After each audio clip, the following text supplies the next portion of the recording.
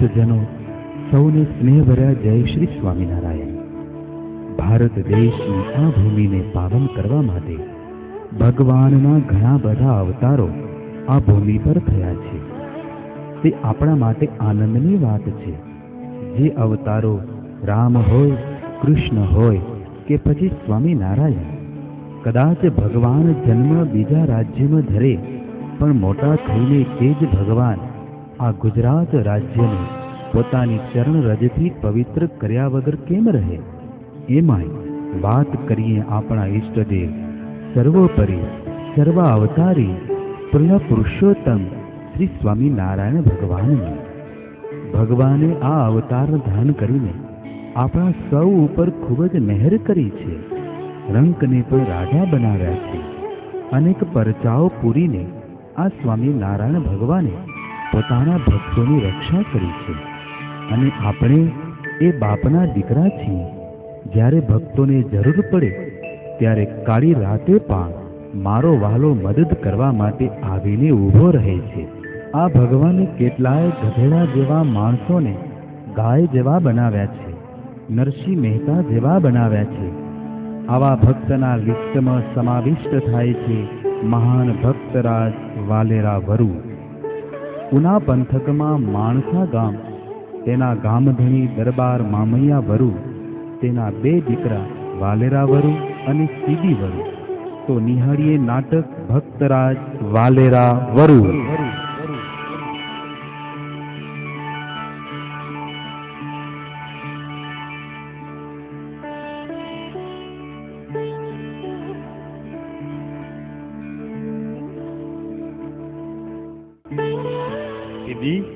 આપણા રાજ્યમાં પ્રજા સુખી તો છે ને?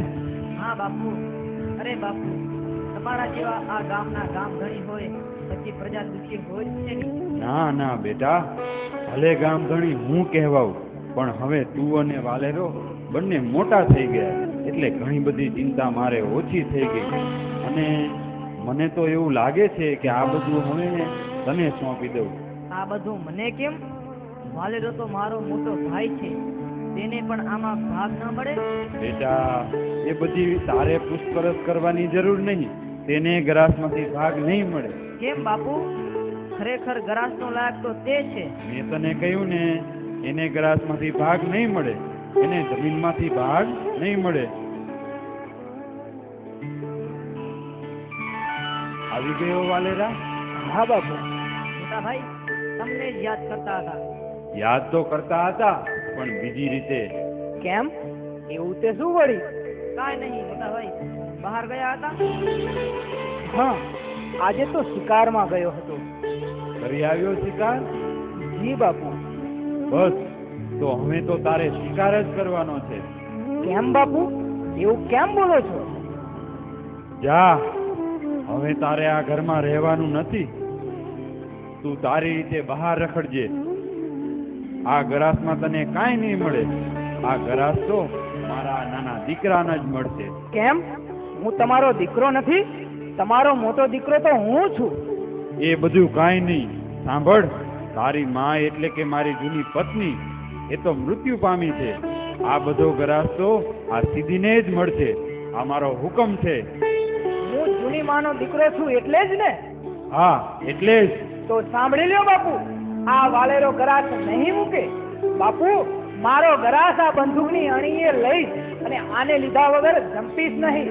તમે કાઠી દરબાર છો તો હું પણ તમારું જ લોહી છું. અરે તારાથી થાય તે કરી લેજે. તો થઈ જાઓ બાપુ તૈયાર, અને હવે જોઈ લેજો આ વાલેરાની તલવાર અને બંદૂક કેવી ચાલે છે. આપી દો ને તેને તેનો ભાગ. તું ચાલ, એને કાંઈ જ નથી આપવાનું.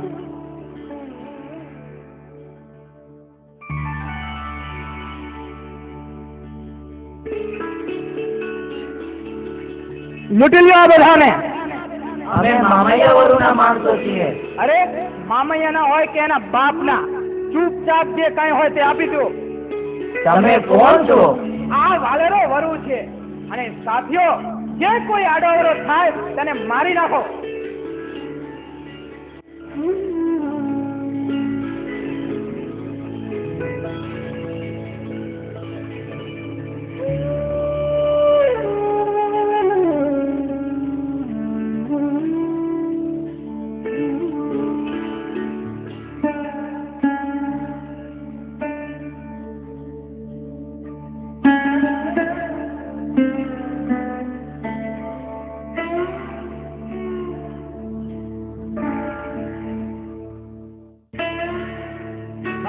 ગજબ થઈ ગયો.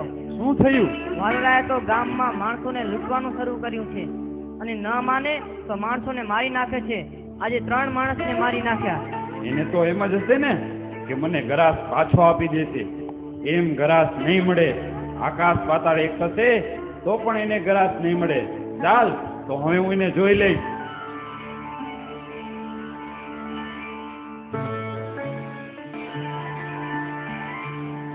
દિન પ્રતિદિન વાલેરાની ડાકુગીરી વધતી જ જાય છે. ગામ ધમરોળે છે. માણસોને રહેવાના ઘર સળગાવી નાખે છે ને ખેતી કરતા ખેડૂતોને માર મારે. જાન પરણવા જતી હોય તો તેને પણ લૂંટી લે. આખા ઉના પંથકમાં વાલેરો વાલેરો થઈ ગયો. માણસો ખૂબ જ ભયભીત થઈ ગયા. ન જાણે કેટલાય માણસોને તેણે મારી પણ નાખ્યા. વાલેરાના માણસો થોડા દિવસે પણ ધાડ પાડે. વાલેરાના નાના ભાઈ સિદ્ધીને પણ થઈ ગયું કે હવે આપણા જીવનું પણ જોખમ છે. તેની માને પણ થઈ ગયું કે આપણને પણ નહીં મૂકે. વાલેરો પોતાના જીવની પરવા કર્યા વગર ઉના પંથકના કોઈ પણ ગામમાં લૂંટો ચલાવવા લાગ્યો.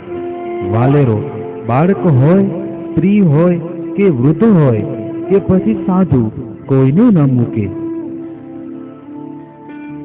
સ્વામી નારાયણ નારાયણ હરિ હરિ.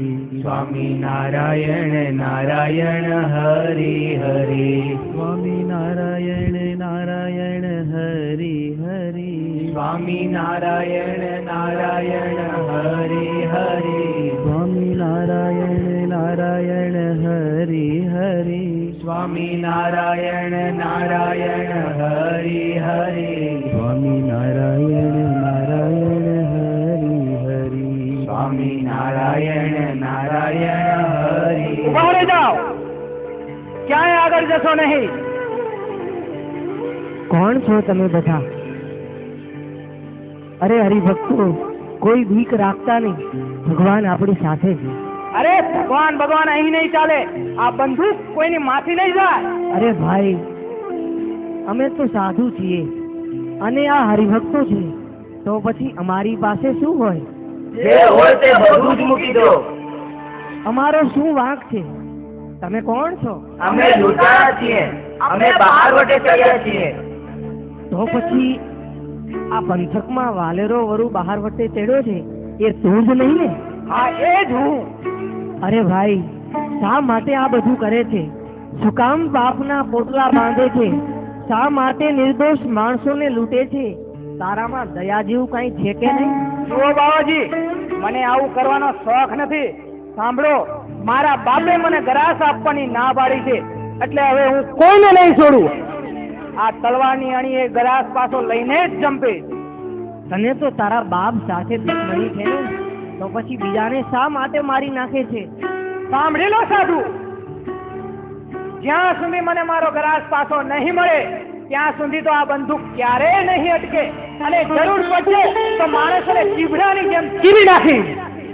તો પછી તને તારો ગ્રાસ પાછો મળી જાય તો આ બધું જ મૂકી દઉં, પણ મને ખબર છે આ ગરાસ એમ પાછો નહીં મળે.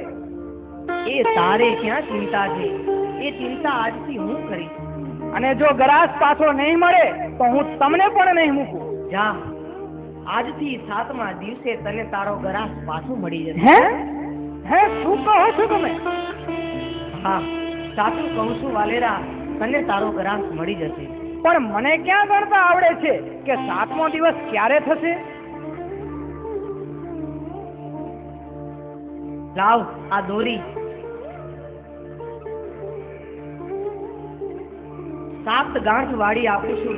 દરરોજ સૂરજ ઉગે ને ત્યારે એક ગાંઠ છોડજે. જ્યારે છેલ્લી ગાંઠ સૂકે ત્યારે તને તારો ગરાસ પાછો મળી જશે. આજે સૂરજ ઉગી ગયો છે તો પછી આજની ગાંઠ છોડું કે ન છોડું? લાવ, આજની ગાંઠ તો હું જ છોડી આપું. અને યાદ રાખજે કે ત્યાં સુધી કોઈને હેરાન કરતો નહીં. ભલે મહારાજ, પણ તમારું નામ? મારું નામ ગુણાતીતાનંદ છે. આ સંતો છે, આ બધા હરિભક્તો છે, અને અમે આ સુંદરી ઓઢી છે એ સ્વામિનારાયણ ભગવાનની છે. એ અમારા ભગવાન છે. ભલે ગુણાતીતાનંદ બાપ, તમારું વચન યાદ રાખીશ. સ્વામી નારાયણ નારાયણ હરિ હરિ. સ્વામી નારાયણ નારાયણ હરિ હરિ. સ્વામી નારાયણ નારાયણ હરિ હરિ. સ્વામી નારાયણ નારાયણ હરિ હરિ. સ્વામી નારાયણ નારાયણ હરિ હરિ. સ્વામી નારાયણ નારાયણ હરિ હરિ. સ્વામી નારાયણ નારાયણ હરિ. બાપુ, તમને કેટલી વાર કહ્યું મારે આ બધો ગરાસ શું કરવો છે? વાલેરો આપણા માણસોને ખૂબ રંજાડે છે, લૂંટે છે, મારે છે. તેને ગરાસ પાછો આપી દો ને. ના, એ તો નહીં જ બને. બાપુ, મારી માં પણ એમ જ કહે છે. તમને અમારા પ્રત્યે જો લાગણી હોય તો આપી દો ગરાસ તેને. સારું લ્યો, તમે બધા કહો છો એટલે આપી તો દેશું, પણ એમાં ભેદ રહેશે. સારી જમીન તને અને નકામી જમીન તેને મળશે. પણ બાપુ, એવો ભેદભાવ કેમ રાખો છો? એ તારા અક્કલ બહારની વાત છે. ભલે બાપુ, નકામી તો નકામી, અમે તૈયાર છીએ. તો પછી બોલાવો વાલેરાને અને એને એનો ગરાસ પાછો આપી દો. આ મારી આજ્ઞા છે.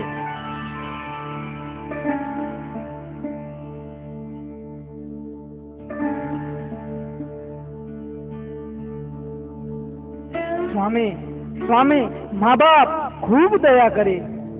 અરે વાલેરા, શું થયું? શું થયું એ તો કહે. મને મારો ગરાસ પાછો મળી ગયો બાપ. તમે કોઈ સાધુ નથી, તમે તો હરતા ફરતા ભગવાન છો. હે ભગવાન, મને તમારે શરણે લ્યો. જો સાંભળ વાલેરા, અમે કોઈ ભગવાન નથી. અમે તો બસ એના પીછીના ચાકર છીએ. અમે તો એના રોટલા ખાઈએ છીએ અને એનું ભજન કરીએ છીએ. અરે, એ કોણ છે એ તો કહો. અરે, એ તો સ્વામિનારાયણ ભગવાન છે. તો પછી મારે તેમના દર્શન કરવા છે. તેમના દર્શન કરવા છે ને તારે? લાવ તારો આ હાથ, લે આ જળ. તને વર્તમાન ધરાવીને આ કંઠી પહેરાવું છું. કાલ માયા પાપ કર્મ યમદૂત ભયાદહમ શ્રી કૃષ્ણ દેવ શરણમ પ્રપનોસ્મિ સપાતુ મામ. લે આ માળા અને મણકે મણકે સ્વામિનારાયણ સ્વામિનારાયણ ભજન કરજે. દારૂ, માટી, ચોરી, અવેરી વર્તલવું નહીં અને વર્તલાવું નહીં. આ પંચ વર્તમાન પાડજે. સમય થશે ત્યારે મારો પ્રભુ દર્શન આપવા માટે જરૂર પધારશે. તું સત્સંગ રાખજે અને બીજાને સત્સંગ કરાવજે. લે ચાલ વાલેરા, આરતીના દર્શન કરવાનો સમય થયો છે. આરતીના દર્શન કરી આવીએ. જો ચાલો સ્વામી.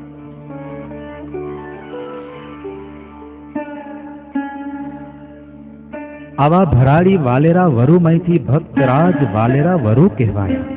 સ્વામિનારાયણ અખંડ માળા કરે. જ્યારે જ્યારે નવરાશ મળે ત્યારે બસ માળા જ કરે. બહાર વટિયામયથી કેવા ભક્ત થયા, તો તેના આશીર્વાદથી કોઈને ત્યાં દીકરા થાય તેવા.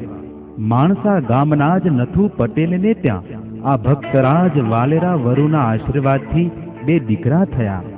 આ કોઈ ગપ ગોળા નથી. આ તો એક સ્વામિનારાયણ ભગવાનના ભક્તનો પ્રતાપ છે.